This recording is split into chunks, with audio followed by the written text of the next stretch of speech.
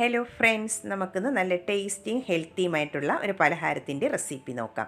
അതിനായി ഒരു പാൻ സ്റ്റൗവിലേക്ക് വെച്ച് ചൂടായി വരുമ്പോൾ അതിലേക്ക് 2 ടേബിൾ സ്പൂൺ നെയ്യ് ചേർത്ത് കൊടുക്കാം. നെയ്യ് ഒന്ന് ചൂടായി വന്നതിന് ശേഷം 1 കപ്പ് റവ അതിലേക്ക് ചേർത്ത് കൊടുക്കാം. റവ വറുത്തതായിരുന്നാലും വറുക്കാത്തതായിരുന്നാലും ഏതായിരുന്നാലും കുഴപ്പമില്ല. നമുക്ക് ഇതുപോലെ നെയ്യിലിട്ട് ഒന്ന് വറുത്തിട്ട് എടുക്കേണ്ടതാണ്. എന്നാൽ പലഹാരത്തിന് നല്ലൊരു ടേസ്റ്റ് ഉണ്ടാകത്തുള്ളൂ. ഇതിവിടെ നന്നായിട്ട് ഇനി ഒന്ന് കളറെല്ലാം ചേഞ്ചായി നന്നായിട്ടൊന്ന് വറുത്തെടുത്തിട്ടുണ്ട്. ഇത്രയും മതിയാകും. ഇനി നമുക്കതൊരു പ്ലേറ്റിലേക്ക് മാറ്റി കൊടുക്കാം. ഇനി അതേ പാനിലേക്ക് തന്നെ 1/2 കപ്പ് തേങ്ങ ചിരകിയതും കൂടെ ചേർത്ത് കൊടുക്കാം. തേങ്ങയും കൂടെ നന്നായിട്ട് ഇനി ഒന്ന് വറുത്തിട്ടെടുക്കാം. തേങ്ങയുടെ ആ വെള്ളത്തിൻ്റെ അംശമെല്ലാം ഒന്ന് മാറിക്കിട്ടിയാൽ മതിയാകും. അതുവരെ ഒന്ന് വറുത്തിട്ടെടുക്കാം. തേങ്ങ ഇവിടെ നന്നായിട്ട് ഇനി ഒന്ന് വറുത്തെടുത്തിട്ടുണ്ട്. ഇനി ഇതും നമുക്ക് മാറ്റി വയ്ക്കാം. ഇനി അതേ പാനിലേക്ക് തന്നെ 1/4 കപ്പ് വെളുത്ത എള്ളാണ് ചേർത്ത് കൊടുക്കുന്നത്. വെളുത്ത എള്ളിന് പകരം കറുത്ത എള്ള് ചേർത്ത് കൊടുത്താലും മതിയാകും. അതും കൂടെ ചേർത്തതിന് ശേഷം നന്നായിട്ട് ഇനി ആ എള്ളും ഒന്ന് വറുത്തിട്ടെടുക്കണം. എള്ളും ഇവിടെ നന്നായിട്ട് ഇനി ഒന്ന് വറുത്തെടുത്തിട്ടുണ്ട്. ഇതും നമുക്ക് മാറ്റി വയ്ക്കാം. ഇനി നമുക്ക് അതേ പാനിലേക്ക് തന്നെ മധുരത്തിന് ആവശ്യമായിട്ടുള്ള ശർക്കര ഒന്ന് മെൽറ്റ് ചെയ്തിട്ടെടുക്കാം.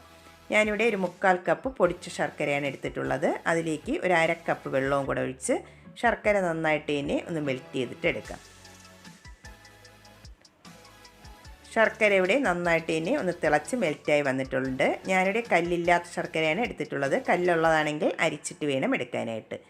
ഇനി അതിലേക്ക് നമുക്ക് വറുത്ത് വെച്ചിട്ടുള്ള തേങ്ങ ആദ്യം ചേർത്ത് കൊടുക്കാം. അതിൻ്റെ കൂടെ തന്നെ വറുത്ത് വെച്ചിട്ടുള്ള എള്ളും കൂടെ ചേർത്ത് കൊടുക്കാം. എന്നിട്ട് നമുക്ക് ഇതൊരു 30 സെക്കൻഡ് നന്നായിട്ട് ഇനി ഒന്ന് മിക്സ് ചെയ്തിട്ട് എടുക്കണം. നല്ലൊരു ഫ്ലേവറിന് വേണ്ടി ഒരു 2 ഏലക്കയുടെ സീഡും കൂടെ ചേർത്ത് കൊടുത്തിട്ടുണ്ട്. ഒരു 30 സെക്കൻഡ് നന്നായിട്ട് ഇനി എല്ലാം കൂടെ ഒന്ന് മിക്സ് ചെയ്തിട്ട് എടുക്കാം. ഇതിവിടെ നന്നായിട്ട് തന്നെ ഒന്ന് മിക്സായി വന്നിട്ടുണ്ട്. ഇനി അതിലേക്ക് നമുക്ക് വറുത്ത് വെച്ചിട്ടുള്ള റവയും കൂടെ ചേർത്ത് കൊടുക്കാം. റവയും കൂടെ ചേർത്തതിന് ശേഷം നന്നായിട്ട് ഇനി ഒന്ന് മിക്സ് ചെയ്തിട്ട് എടുക്കാം. ആ ശർക്കര പാനിയെല്ലാം നന്നായിട്ട് ഇനി ഒന്ന് വറ്റി ഡ്രൈ ആയി വരണം. അതുവരെ നന്നായിട്ട് ഇതുപോലെ ഒന്ന് മിക്സ് ചെയ്ത് കൊടുക്കണം.